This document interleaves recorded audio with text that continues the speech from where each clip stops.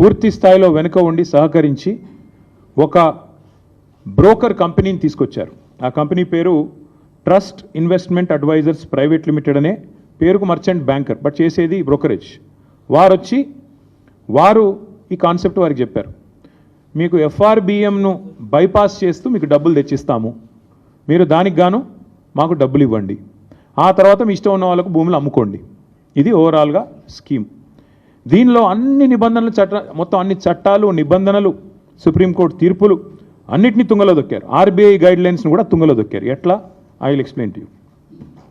ఈ trust investment advisor అనే company వారికి రాష్ట్ర ప్రభుత్వం ఇప్పటికే 170 కోట్లు, దాదాపు 170 కోట్లు, 169 కోట్ల చిల్లర వారు ఇప్పటికే లంచం రూపంలో చెల్లించారు. వాళ్ళు సరే దాన్ని కమిషన్ అంటారు, నేనైతే పక్కా చేసింది నేరం కాబట్టి లంచమనే అంటున్నా.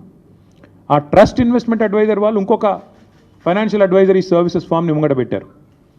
బీకన్ ట్రస్టీషిప్ అనే కంపెనీని రంగంలో దించారు. ఇదంతా కూడా ఏంటంటే ఒక స్కీమ్ ప్రకారం. ఇక్కడ ఇంపార్టెంట్ పాయింట్, పేరుకు పోయిన సంవత్సరమే రాష్ట్ర ప్రభుత్వం మాకు సుప్రీంకోర్టు తీర్పు రాగానే ఈ భూమిని మేము 75 కోట్లు పర్ ఎకరం మేము టీజీఐఏసీకి బదలాయిస్తున్నామని చెప్పి ఒక జీవో ఇచ్చింది. కానీ జీవో మాత్రమే ఇచ్చింది తప్ప ఆ ల్యాండ్ను ఏలియనేషన్ చేయలేదు, సేల్ డీడ్ చేయలేదు, మ్యూటేషన్ కూడా కాలేదు. అయినప్పటికీ తనకు చెందని భూమి, ఇంకా మ్యూటేషన్ అయితేనే నీ పేరు మీదకి ఓనర్షిప్ వస్తేనే ఆ ల్యాండ్ నీదన్నట్టు లెక్క. ఇప్పుడు హెచ్ఈయూ కూడా అదే అంటున్నారు కదా, హెచ్ఈయూకి ల్యాండే లేదు, హెచ్ఈయూ ల్యాండ్స్ అన్ని మావే అని గవర్నమెంట్ ఎందుకు అంటుంది? ఎందుకంటే మ్యూటేషన్ కాలేదు కాబట్టి ఇంకా రికార్డ్స్ ప్రకారం నాదే ప్రభుత్వ భూమి అని ఈరోజు కూడా ప్రభుత్వం అదే వాదన చేస్తూ ఉంది. ఇవాళ ఇక్కడ కూడా అక్షరాల అదే జరిగింది. జనరల్గా ఇప్పుడు ఉదాహరణకి మీరు ఎవరైనా సరే వ్యక్తిగతంగా మనం ఒక ప్రాపర్టీ, మనకు ఒక ఇల్లో ఫ్లాట్ ఉందనుకోండి, లేదా ఒక ప్లాట్ ఉందనుకోండి, దాని మీద లోన్ తీసుకోవాలనుకుంటున్నారు తనఖా పెట్టి. జనరల్గా ప్రాసెస్ ఏముంటుంది? ఆ ఏరియాలో మీరు ఫలానా ఏరియాలో మీకు ఒక ఫ్లాట్ ఉంది, దాని యొక్క రిజిస్టర్డ్ వాల్యూ ఎంత, మీరు రిజిస్టర్ చేసుకున్నప్పుడు ప్రభుత్వానికి ఏ రిజిస్ట్రేషన్ రేట్ ప్రకారం మీరు డబ్బులు కట్టారు, స్టాంప్ డ్యూటీ ఎంత కట్టారు, దాన్ని బట్టి రిజిస్టర్డ్ వాల్యూ ఎంత. కాకపోతే జనరల్గా ఏముంటుంది, రిజిస్టర్డ్ వాల్యూకి జనరల్గా మార్కెట్ వాల్యూకి ఉండే కొంత అంతరం ఉంటుంది. ఆ మార్కెట్ వాల్యూ ఎంత, దాన్ని బేస్ చేసుకొని మీకు అల్టిమేట్గా లోను ఇస్తారు. ఎందుకంటే దాన్ని తనఖా పెట్టుకోనో లేకపోతే దాన్ని గ్యారంటీ కింద పెట్టుకొని మీకు ఇస్తారు. ఇక్కడ ఏం జరిగింది ఈ విషయంలో? ఒకటి కాదు, రెండు కాదు, అన్నిటినీ తుంగలో దొక్కుతూ ఈ ఫారెస్ట్ యాక్ట్ కానీ ఇందాక నేను చెప్పినట్టు అసలు ఓనర్షిప్ లేదన్న విషయం పక్కన పెట్టి TGIAC has no ownership of the land. TGIAC ఒక పేరుకు ఒక జీవో ఇచ్చారు తప్ప ఇంతవరకు సేల్ డీడ్ కాలేదు, ఎలినేషన్ కాలేదు, మ్యూటేషన్ కాలేదు. TGIAC is not the owner of the land. కానీ ఆ ల్యాండ్ను టీజీఐఏసీ, ఇక్కడ నేను ఊరికనేది మాట్లాడట్లేదు, this is the stamps and registrations department statement of encumbrance. ఏదైతే రేవంత్ రెడ్డి గారి ప్రభుత్వం ఈ భూములు తనవి కాకపోయినప్పటికీ ఏదైతే టీజీఐఏసీ ఆ బీకన్ అనే కంపెనీకి రాసిచ్చేసిందో దానికి సంబంధించిన వివరాలు, ఈసీ ఎన్కంబరెన్స్ మీరు కూడా దొరుకుతుంది, ఆన్లైన్ వెతికితే మీకు కూడా వెంటనే దొరుకుతుంది. తనది కాదు భూమి, కేవలం జీవో ఉంది తప్ప ఈరోజు వరకు సేల్ డీడ్ కాలేదు, మ్యూటేషన్ కాలేదు. అయినా తనది కాని భూమిని తాకట్టు పెట్టి టీజీఐఏసీ ముఖ్యమంత్రి గారు అదేదో వారెవరో బ్రోకర్ సంస్థ చెప్పిందని పట్టుకొని పెట్టేసినారు. పెట్టేస్తే జనరల్గా ఏమవుతుంది, లోన్ ప్రాసెస్ స్టార్ట్ అయ్యేటప్పుడు 3-4 విషయాలు చూసుకుంటారు. ఏ బ్యాంక్ అయినా కూడా ఏం చూస్తారు? మార్కెట్ వాల్యూ ఎంత, రిజిస్ట్రేషన్ వాల్యూ ఎంత, ఇది ఒకవేళ నేను లోన్ ఇస్తే మళ్ళీ తిరిగి నాకు పైసలు వస్తాయా, ఇవన్నీ చూసుకొనే ఇస్తారు. కానీ ఇక్కడేం జరిగింది, అసలు ఈ భూమికి యాజమాన్య పత్రాలు లేవు, రిజిస్ట్రేషన్ డాక్యుమెంట్ లేదు. That itself is a big crime. First టీజీఐఏసీని, ఇండస్ట్రీస్ డిపార్ట్మెంట్ని, ఇండస్ట్రీస్ సెక్రటరీని జైల్లో వేసేంత పవర్ఫుల్ ఎవిడెన్స్ ఇక్కడే ఉంది. నీది కాని భూమి నువ్వు ఎట్లా అమ్ముతావు అసలు? ఇప్పుడు రంగారావు గారి భూమి లేదా ఆయనకు ఫ్లాట్ ఉంది, నేను తనఖా పెట్టి తీసుకున్నాను అనుకోండి డబ్బులు. ఫస్ట్ ఆఫ్ ఆల్ ఎవడన్నా ఇస్తే వాడిది తప్పే అవుతుంది, నాది కూడా తప్పే అవుతుంది. ఆయన నాది కాని దాన్ని తీసుకుపోయి నేను పెడితే నాది తప్పే, ఇచ్చే ఇన్స్టిట్యూషన్ కూడా తప్పే అవుతుంది. అట్లాగే ఇక్కడ తనకు సంబంధం లేని భూమిని ఇవాళ రిజిస్ట్రేషన్ పత్రం లేదు, యాజమాన్య పత్రం లేదు, ఏది లేకపోయినప్పటికీ ఒక నామమాత్రపు జీవో, అది కూడా ఎప్పుడు ఇచ్చారు? 26/6/2024లో జీవో నెంబర్ 54 ప్రకారం ఇచ్చేస్తున్నాం భూములు అని చెప్పి పేపర్ మీద మాత్రం ఇచ్చేసినారు. పేపర్ మీద తప్ప తర్వాత ఫాలో అప్ లేదు, సేల్ డీడ్ లేదు, రిజిస్ట్రేషన్ లేదు, మ్యూటేషన్ లేదు, ఏది జరగలేదు. కేవలం టైటిల్ ట్రాన్స్ఫర్ కూడా కాకుండానే నాది అని టీజీఐసి బ్యాంకుల దగ్గరికి బ్రోకర్ల దగ్గరికి పోయింది. That is the biggest crime number 1. రెండవది, ఈ మోసపూరితమైన ఈ ఫైనాన్షియల్ ట్రాన్సాక్షన్ని ఆమోదించడం రెండో కుంభకోణం.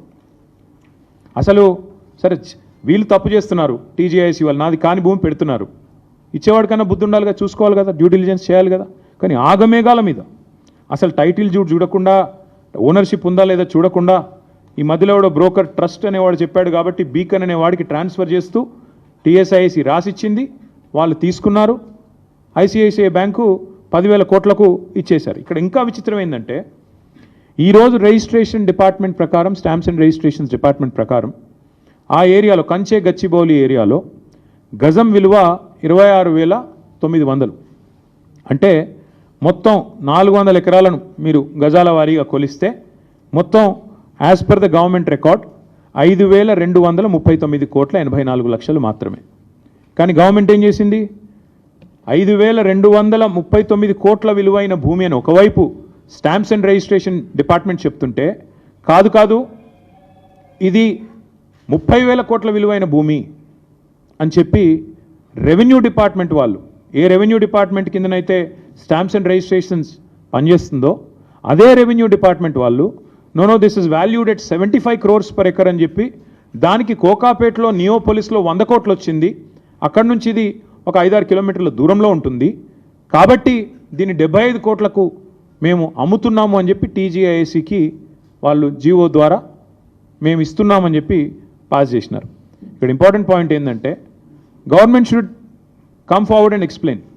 ఇప్పుడు నాకు ఒక ప్లాట్ ఉందనుకోండి, నా ప్లాటు ఇవాళ రిజిస్ట్రేషన్ విలువ ₹1,00,00,000, కానీ నేనేం చేస్తాను, నాకు పెద్ద మొత్తంలో లోన్ కావాలి, కాబట్టి నేనేం చేస్తాను, కాదు అది ₹1,00,00,000 కాదు, దాని విలువ 15 కోట్లు ఉంటుంది, ఆ 15 కోట్ల మీద నాకు 10 కోట్ల లోని అని చెప్పి నేను బ్యాంకు పోతా, నేను బ్యాంకర్ కుమ్మక్ అవుతాం.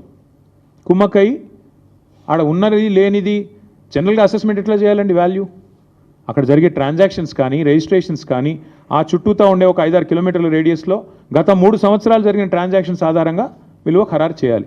ఇక్కడేం జరిగింది, ప్రభుత్వము ఆ బ్రోకర్ ద్వారా బ్యాంకు కుమ్మక్కయి అక్కడ లేని విలువను ఉన్నట్టుగా చూపెట్టి ఇవాళ 10,000 కోట్ల లోను తీసుకున్నారు. తీసుకోవడమే కాకుండా ఇక్కడ విచిత్రం ఏంటంటే అక్కడ ఒకవైపు గవర్నమెంటే చెప్తున్నది 26,900 per గజం అని, ఇంకోవైపు మరి గవర్నమెంటే 75 కోట్లు per ఎకరం అని చెప్పి లోన్ తెచ్చుకునే ప్రయత్నం చేస్తూ ఉంది. రెండిట్లో ఏది కరెక్టు?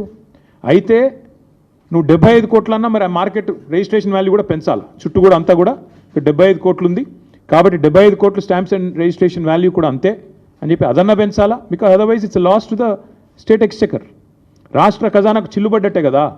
75 కోట్లు అని చెప్పి నువ్వే ధర అని చెప్పి ప్రభుత్వం నేరుగా బ్యాంకుల దగ్గరికి పోయి మరొక వైపు 12-13 కోట్లకే ఎకరం అమ్ముతుంటే అది రాష్ట్ర ఖజానాకు చిల్లుబడ్డట్టే కదా.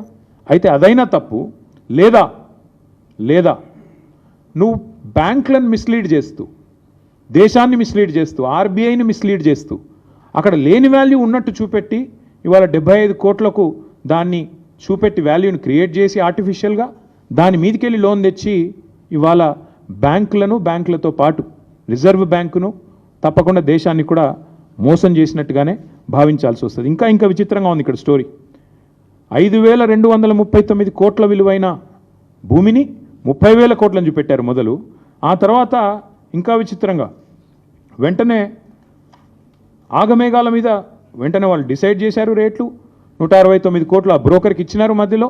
వెంటనే ఆగమేఘాల మీద 10,000 కోట్ల రూపాయలు బాండ్స్ రూపంలో ఐసిఐసిఐ బ్యాంక్ రిలీజ్ చేసింది. వీళ్ళు తెచ్చుకున్నారు, ఖర్చు కూడా పెట్టారు, కాంట్రాక్టర్లకు కమిషన్లకు ఇచ్చుకున్నారు. ఇక్కడ ఇంట్రెస్టింగ్ విషయం ఏంటంటే జీవో నెంబర్ 54 ప్రకారం పోయిన సంవత్సరం ఐ థింక్ ఇన్ జూన్ మీరే 75 కోట్లు per ఎకరం అని చెప్పారు. దానికి కోకాపేటలో ఉండే 100 కోట్లు per ఎకరం అనే ఆప్షన్ని ఒక ఎగ్జాంపుల్గా బెంచ్ మార్క్ కింద మీరే చూపెట్టారు. కానీ విత్ ఇన్ 5 months జూన్లో మీరే జీవో ఇస్తారు, 75 కోట్లు అంటారు. విత్ ఇన్ 5 months మళ్ళీ ఇంకో సంస్థతో ఏదో అసెస్మెంట్ చేయించారంట. November 23rd నాడు valuation report, this is done by some ఫరీష్ Rao and Rao associates అనే సంస్థతో అసెస్మెంట్ చేసి November 23rd నాడు కొత్త వాల్యుయేషన్ తీసుకొచ్చారు.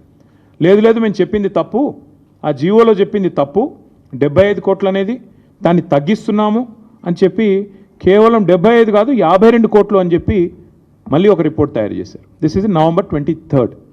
Why did it change? ఏం మారింది? 5 నెలల్లో 23 కోట్లు ఎందుకు తగ్గింది? ప్రభుత్వం సమాధానం చెప్తుందా? చెప్పదు. బ్యాంకర్ సమాధానం చెప్తాడా? చెప్పడు. దీని వెనకాల జరిగిన మతలబ్ ఏంది? చెప్పరు. ఇంకా విచిత్రం చెప్తాను నేను మీకు. అంటే 30,000 కోట్లు వెంటనే ఏం జరిగింది? దీనివల్ల వాల్యుయేషన్ రివైజ్ చేయడం వల్ల 20,000 కోట్లకు తగ్గింది. దాని తర్వాత మళ్ళీ ఇంకొకటి చేశారు. దాని తర్వాత ఏంది? కొత్తగా మళ్ళీ ఏదో రిలయబుల్ వాల్యూ అసెస్మెంట్ అని ఇంకోటి చేసిండ్రు. రిలయబుల్ వాల్యూ అసెస్మెంట్ అంట. గవర్నమెంటే 75 కోట్లు అని చెప్పింది మార్చిలో. తర్వాత గవర్నమెంటే అపాయింట్ చేసిన కన్సల్టెంట్ దాన్ని తగ్గిస్తూ 52 కోట్లు అని చెప్తాడు. ఆ తర్వాత మళ్ళీ బహిరంగ మార్కెట్లో రిలయబుల్ వాల్యూ అసెస్మెంట్ అని చెప్పి మళ్ళీ తగ్గించారు. తగ్గించి 41.6 crore